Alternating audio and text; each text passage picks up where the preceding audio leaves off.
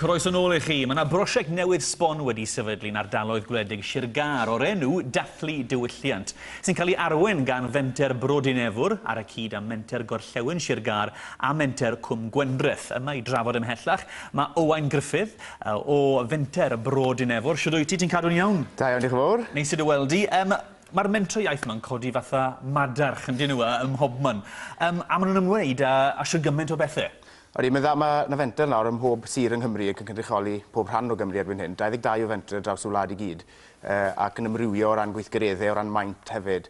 Yn amlwg, hyrwyddo'r Gymraeg yw'r prif nod i bob un, ond nifer yn gwneud i mewn ffyrdd gwahanol, yn ddibynnol hefyd ar leoliad y mentre, mae rhain y de-ddwyrain yn amlwg yn wahanol i'r rhain y Gorllewin, le mae fwy o Gymraeg yn naturiol o ddydd i ddydd. Rhyw 15 mlynedd yn ôl, o'n i'n gweithio i Menter a Mantawe.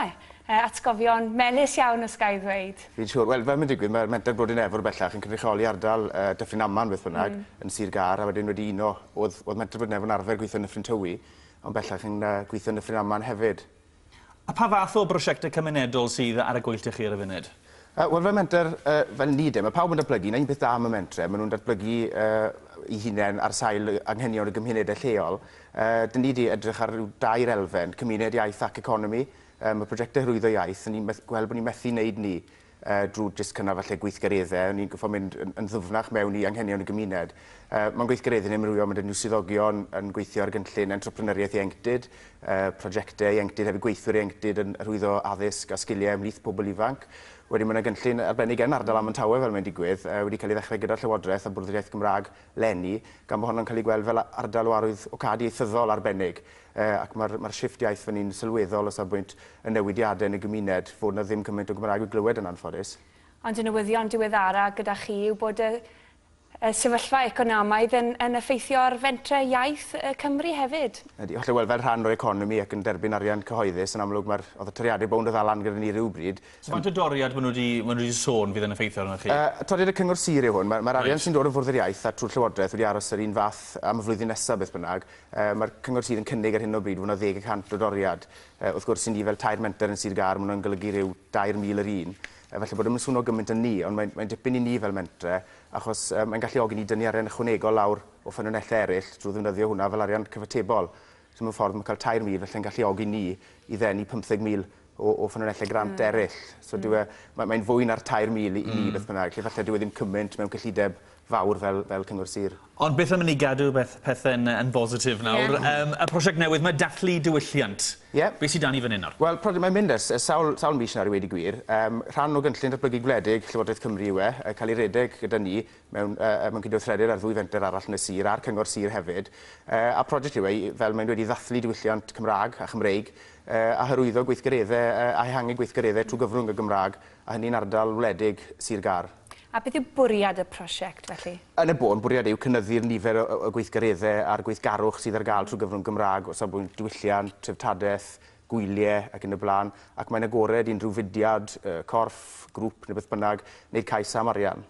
A yn amlwg fel chi'n sôn, mae yna arian ar gael. Faint o arian sydd ar gael ar gyfer y pethau yma, a pwy sy'n cael trio? Unrhyw grŵp cymunedol i wedi gwir sydd yn grŵp gwirfoddol, cyfansoddi ar y Cyfri Banc yn amlwg gyda'r pethau hynny, ond hefyd nod y cynllun fel ni'n dweud yw hyrwyddo'r Gymraeg, felly unrhyw sydd am gynnal digwyddiad newydd trwy gyfrwng y Gymraeg, am ychwanegu at digwyddiad presennol, neu am Gymreigiau falle digwyddiad sydd hyn o bryd yn digwydd yn Saesneg.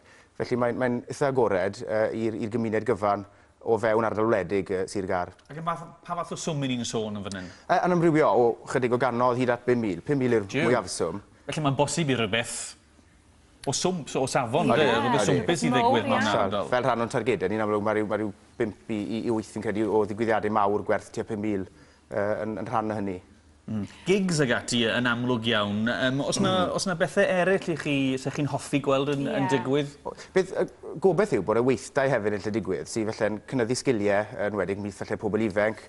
Wedyn ni enghraifft bod y grŵp ffermwyr ifanc yn cael gweithdai sut i ganu, sut i berfformio neu beth bynnag, felly bod grŵp pop neu beth bynnag yn dod neu band yn dod mas o'r heini, bod nhw wedyn yn cael cyfle i wneud digwyddiad yn eu cymuned nhw, a falle mynd i'r digwyddiad mawr am y 5,000 wedyn yn y pen draw. So rhyw ddilyniant trwy'r cynllun i godi'r sgiliau'r capacity yn gyffredinol.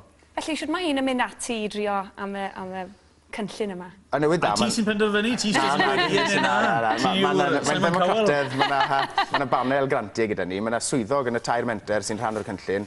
Bydd yn mynd mas i helpu'r grwpiau i lanw ffurflen gais ac yn y blaen. Mae hwnnw'n cael ei gynnig a'i basio gobeithio wedyn ac mynd mlaen mae'r swyddog yn parhau gynorthwyo'r grwpiau. Ond yn cysylltu gyda'r menter Dinefwr, byddwn ni'n gwneud... Mae'r manylion Dani, dwi'n credu bod nhw'n mynd ar y sgrin nawr. Felly unrhyw un i gysylltu os oes gen nhw awydd i drio, mae yna rhif ffôn yn fan hyn nawr i drio am y grant yma fel petai, yn dweud arian yma. A siarad gyda non-Gwilym yw'r rheolwr prosiect, a fydd hi wedyn yn rhoi'r grŵp mewn cyswllt gyda'r swyddog perthnasol dibynol ar ardal lleoliad y grŵp wedyn yn ddeirddol. Siwr ymateb ti wedi cael hyd yn hyn? Ydy wedi bod yn ffafriol yn dda? Ydy'n dda iawn i hynny. Mae 2 banel gyllido wedi bod. Mae fi'n credu 6 neu 7 prosiect wedi cael ei gymrydwyo'n barod. Rhai o'r hynny eisoes wedi digwydd. Felly, ac disgwyl mwy yn amlwg trwy farchnata. Ni'n marchnata mwy na'r flwyddyn newydd wedi cyrraedd.